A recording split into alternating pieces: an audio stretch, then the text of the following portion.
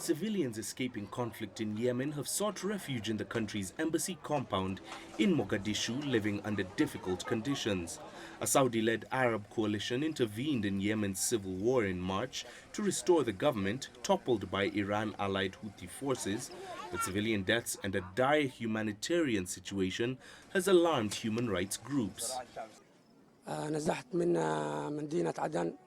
I fled from Aden to Mogadishu with 8 members of my family, and I could not find a place to live in the city except the Yemeni embassy, which gave us a small space. We are suffering. We lack food, health and money, and our children are not in schools. Despite fuel shortages and the high fees charged by smugglers, hundreds of Yemenis and Somalis and a small number of Ethiopians and Djiboutians have arrived in Somalia and Djibouti after making the dangerous journey across the Gulf of Aden this year, according to the UNHCR. I am a refugee here. When war erupted in our country, the destruction and instability meant that there was no work and no life here.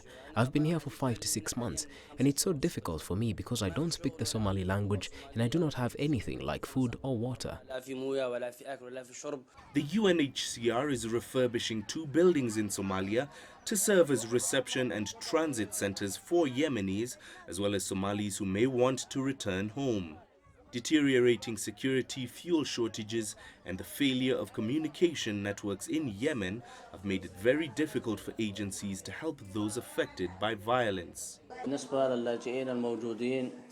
The total number of Yemeni refugees living in the embassy is 650, and that consists of 270 to 300 families.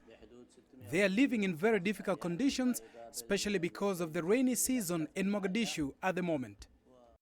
Yemen was plunged into war when the Houthis seized the capital Sanaa and marched south, triggering a Saudi-led military intervention in March.